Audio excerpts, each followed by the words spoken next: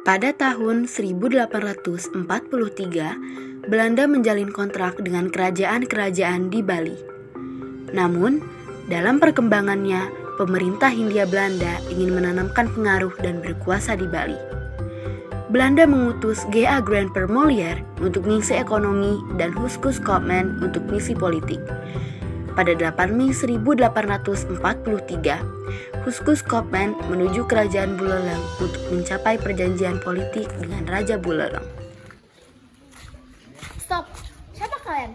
Ada urusan apa kalian kemari? M. Hoodman, saya utusan dari Belanda. Di sini saya ingin menemui Raja Buleleng. Dia utusan dari Belanda. Dia ingin menemui raja. Apakah kalian sudah ada izin dengan raja? No. Tidak ada.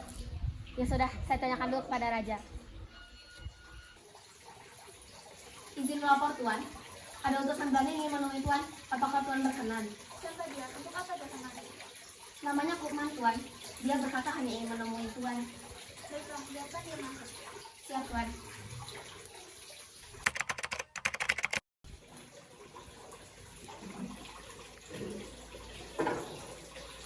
Ada perbuatan apa kalian kemari? Saya di sini ingin menyampaikan perjanjian antara Belanda dan juga kerajaan Buleleng. Perjanjian apa itu? Perjanjian 1. Kedua kerajaan harus mengakui ada di bawah kekuasaan Gouvernement dan mengakui Raja Belanda sebagai tuannya. 2. Tidak boleh membuat perjanjian dengan bangsa kulit putih lainnya. 3.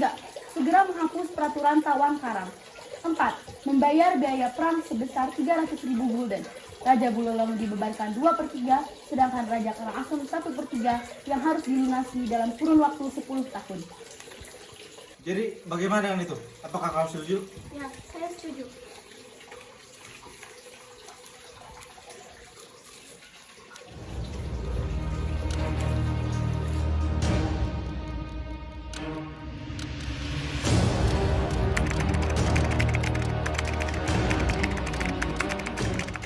Siapa kamu? Why did you refuse of the evidence? Apa sih urusan Belanda lagi? Apa kedatangan kemari? Saya cuma bilang, kalian tuh bayar ganti rugi atas kapal Belanda yang dirampas oleh penduduk Anda. Dan saya juga bilang, kalian tuh lakuin semua perjanjian yang telah Anda tanda tangani. Kami menolak. Kenapa? Lagi pula kalian yang tanda tangan ini, kalian harus tunduk pada Belanda. Pergilah, Raja sudah menolak, yang mana sudi kami tunduk kepada kalian. Pergilah. Oke, fine. Ya udah. Berarti alat tulis itu sudah benar. Tenang saja Tuan, saya sudah mempersiapkan prajurit dan mempersiapkan benteng pertahanan. Kita tidak boleh tunduk kepada Belanda. Baiklah, saya percaya padamu.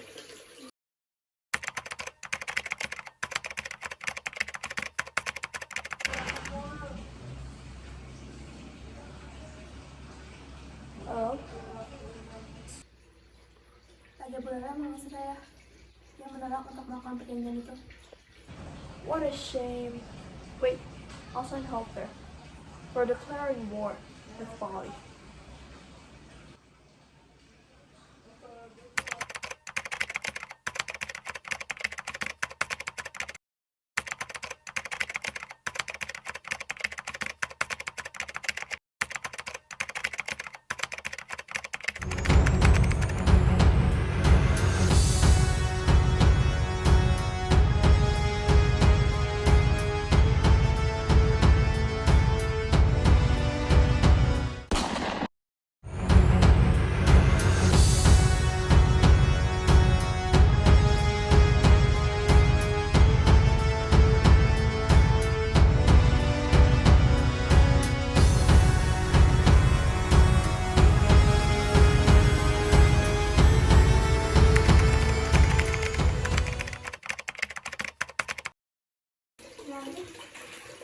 Apa yang mau kita lakukan sekarang?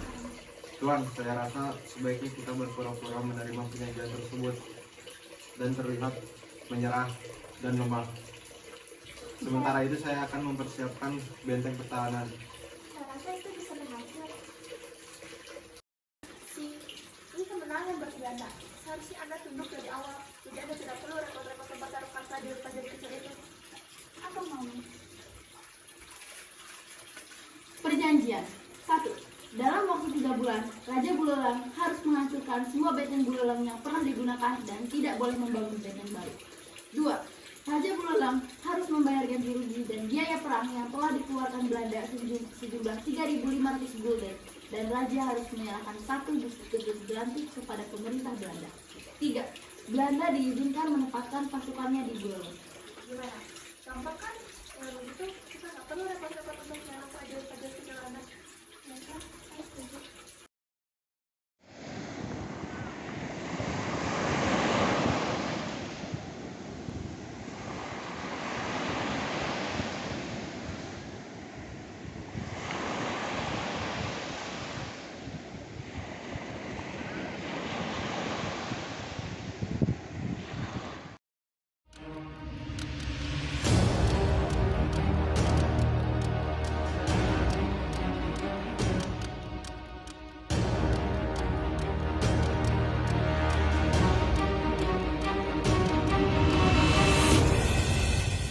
Kapal-kapal asing terdampar di pantai Kusumba Klungkung. Isinya kemudian dirampas oleh penduduk kerajaan Bali, mengartikan bahwa penduduk Bali masih melakukan hukum tawan karang dan tidak melakukan perjanjian dengan Belanda.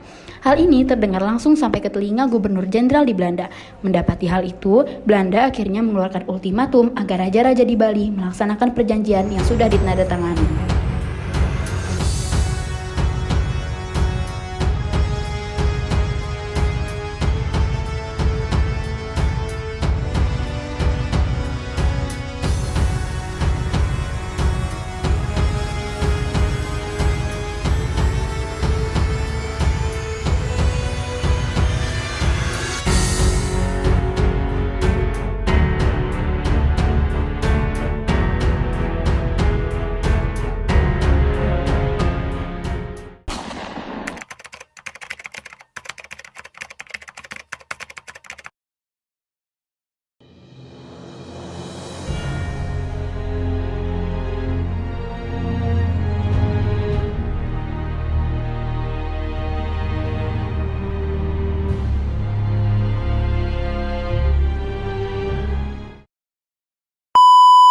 Khusus Kotman. Iya, malu banget. Kalian juga ikut malu.